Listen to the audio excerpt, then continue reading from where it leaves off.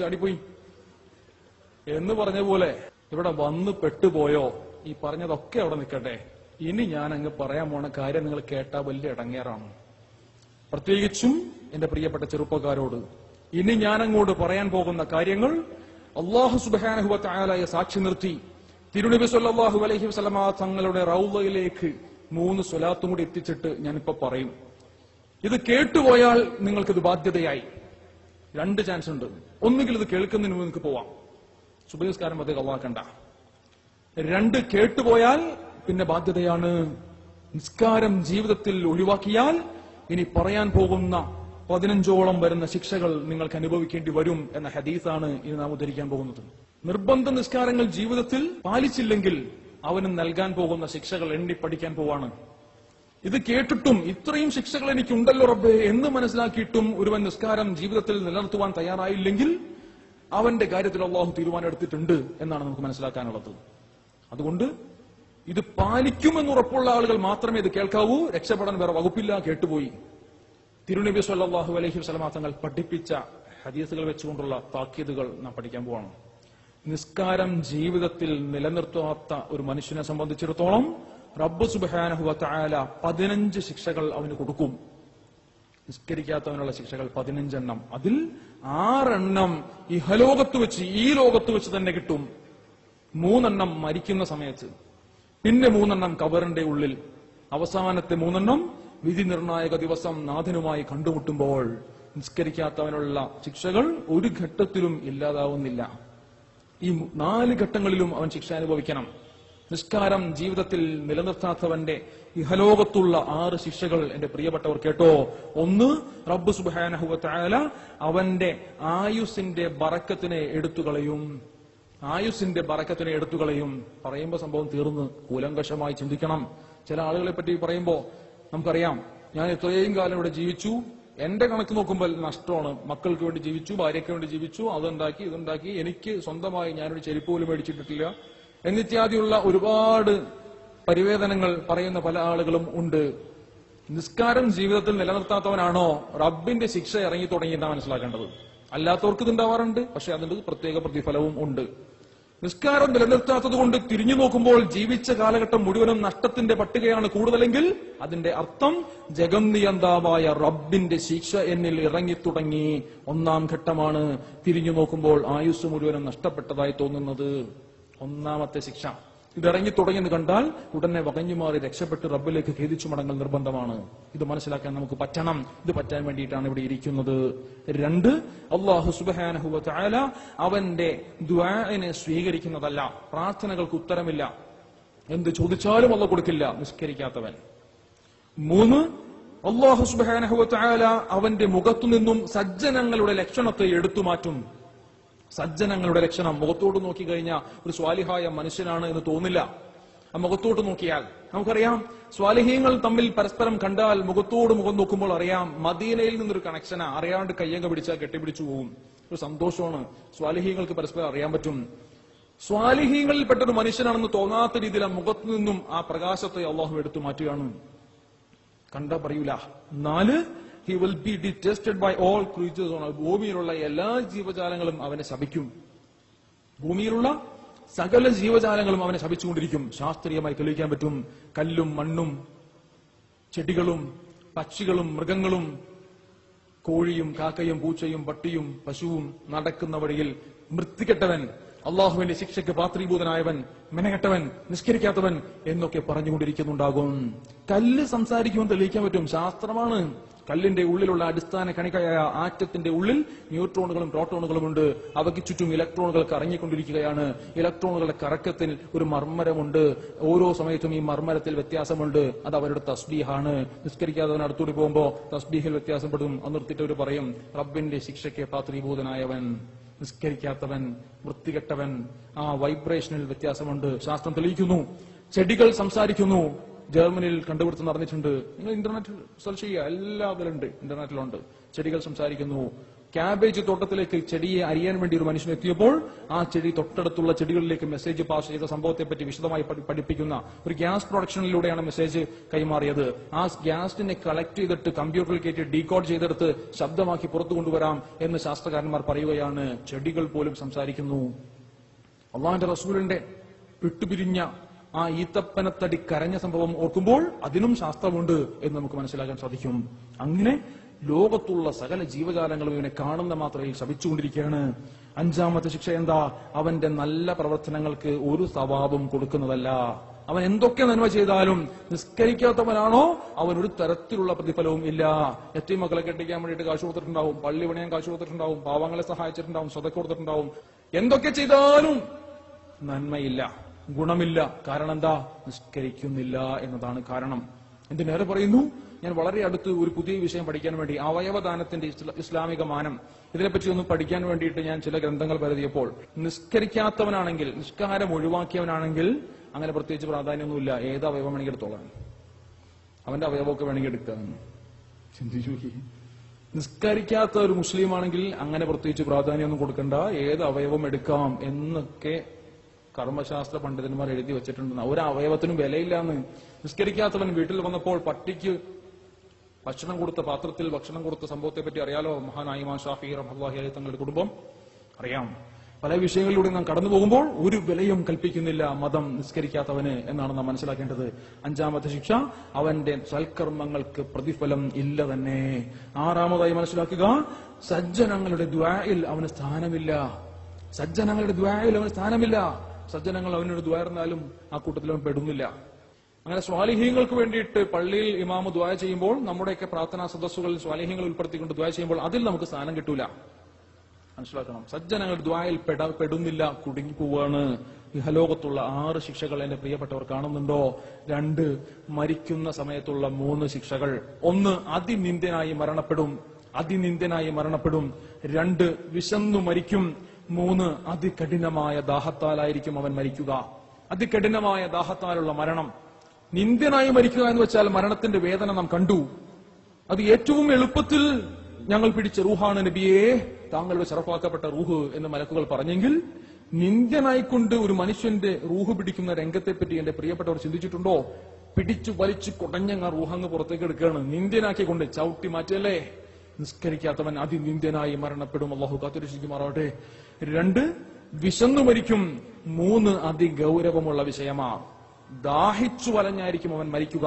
ഉപമയുണ്ട്, കടലുകളിലെ വെള്ളം കുടിച്ചാലും പറ്റാത്ത ദാഹം. ഉപമ കണ്ടോ? കടലുകളിലെ വെള്ളം കുടിച്ചാലും പറ്റാത്ത ദാഹം. എന്ത് ദാഹമായിരിക്കും അത്? ചിന്തിക്കണം. നിങ്ങൾക്കറിയാമോ ലോകത്തേക്ക് വെച്ച് ഏറ്റവും ഭീകരമായ മരണം എന്താണെന്ന്? ആർക്കെങ്കിലും പറയാമോ? ലോകത്തേക്ക് വെച്ച് ഏറ്റവും ഭീകരമായ മരണം എന്താ? ശാസ്ത്രം വിധി എഴുതുന്നു. എന്താണത്? ക്ലൂ കിട്ടിയ പിന്നെ സംഭവങ്ങൾ ഇപ്പൊ ദാഹിച്ചു മരിക്കൽ. ശരിയാണ്.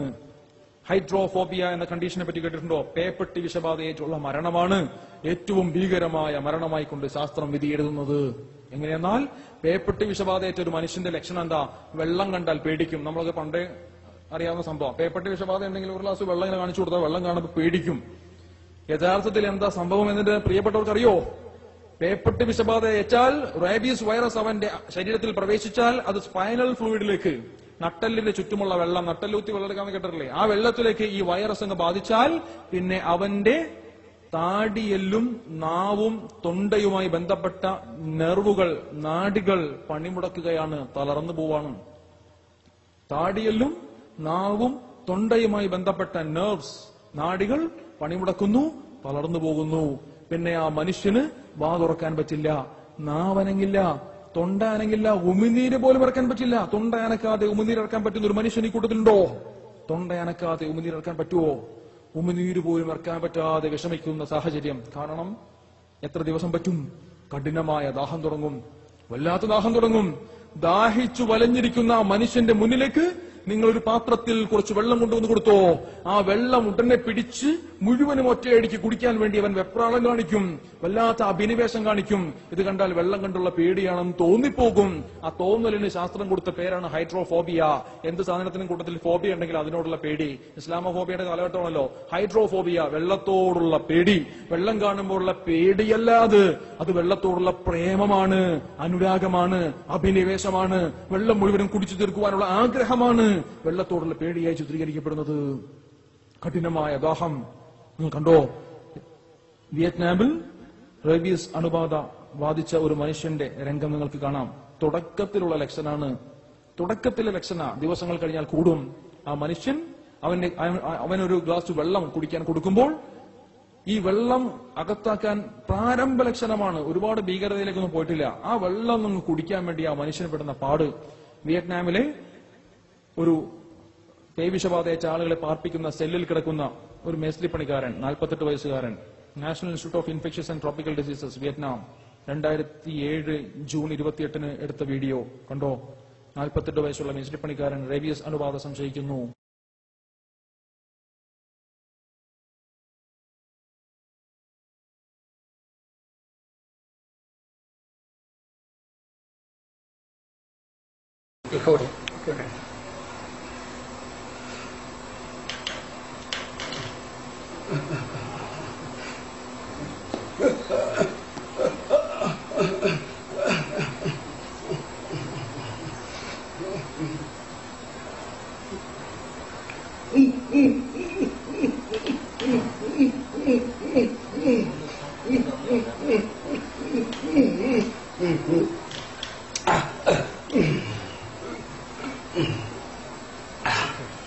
അടക്കാൻ പറ്റാതെ, വാ തുറക്കാൻ പറ്റുന്നില്ല, ഒരു കണക്കിന് വായിലാക്കി. എന്നിട്ട് ഏതാണ്ട് ഒരു 50 കിലോ വരുന്ന വെയിറ്റ് അടിച്ച് നിലത്തേക്ക് ഇരുത്തണം ബലം കൊടുത്തുകൊണ്ടാണ് അതൊന്ന് ഇറക്കാൻ ശ്രമിക്കുന്നത്.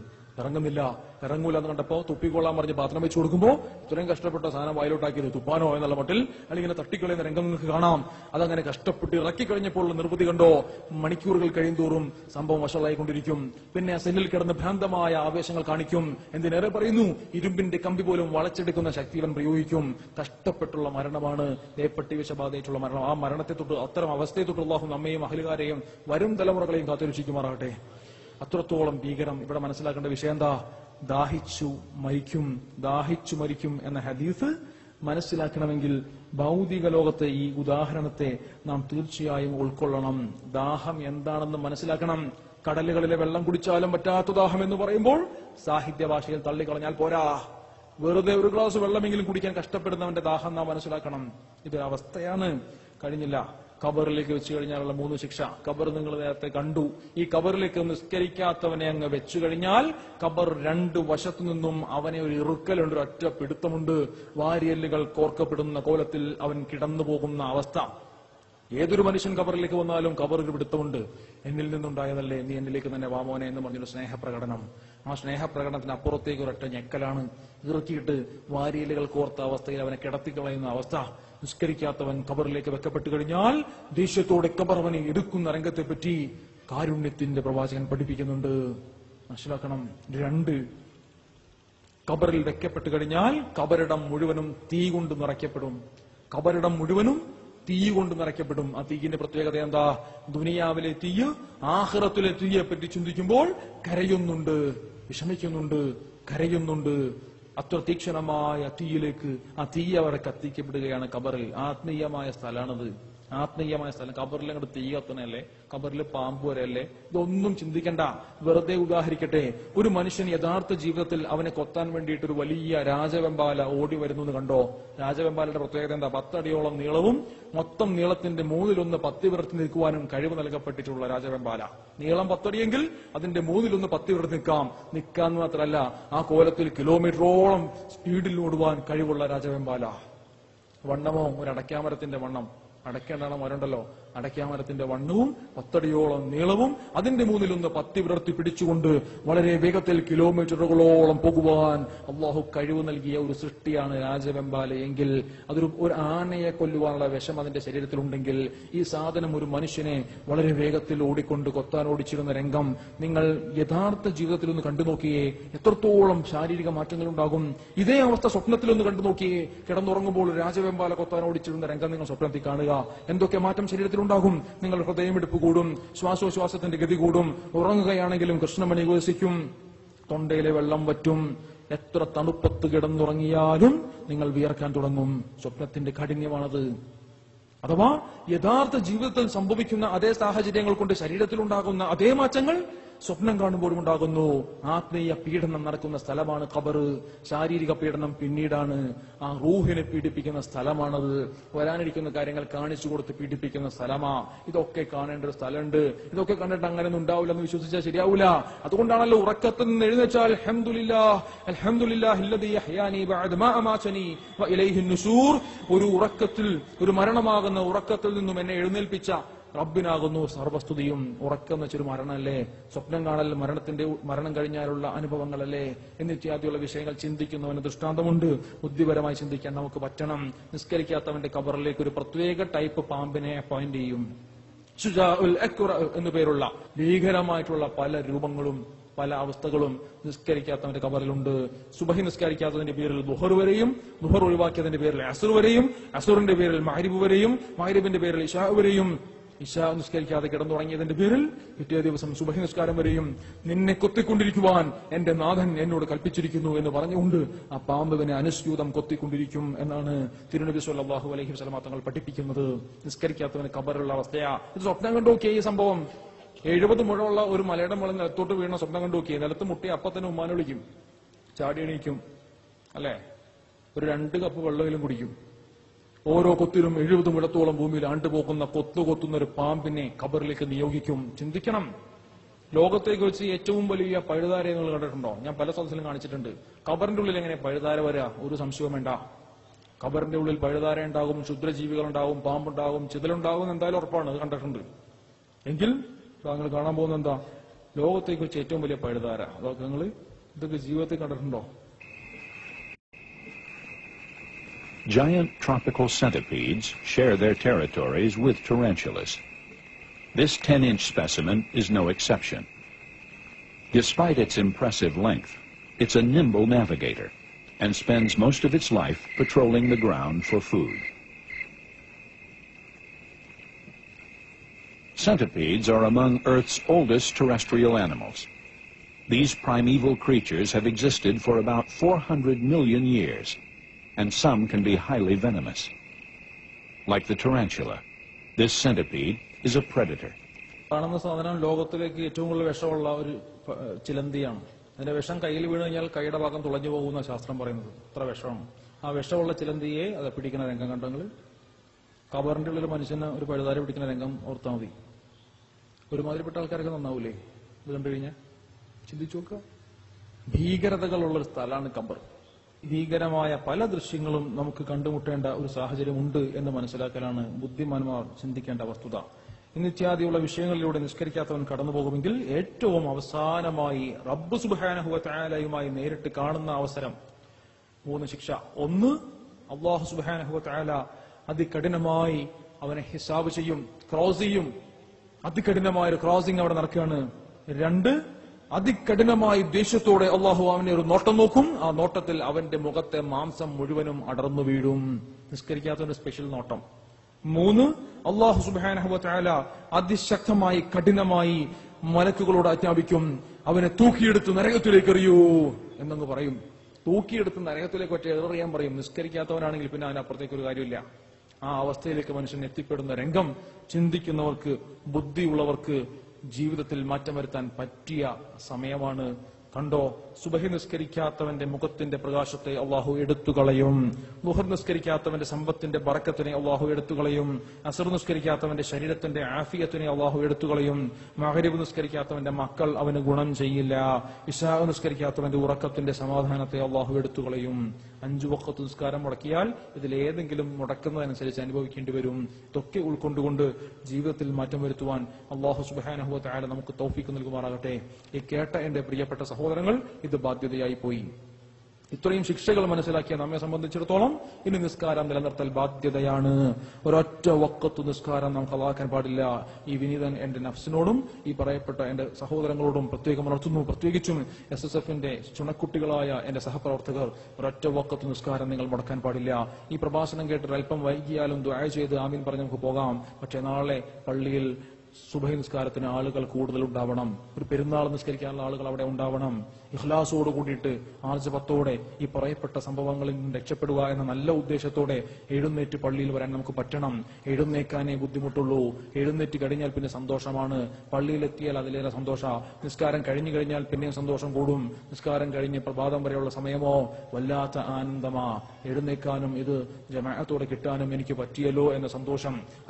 ആ സുബഹിക്ക് ശേഷം പ്രഭാതം വരെയുള്ള സമയത്തിനുള്ളിൽ സ്വർഗത്തിൽ നിന്നും ഒരു പ്രത്യേക കുളിർ തെന്നൽ അടിച്ചു ഭൂമിയിലേക്ക് വീശും. അത് കിട്ടാൻ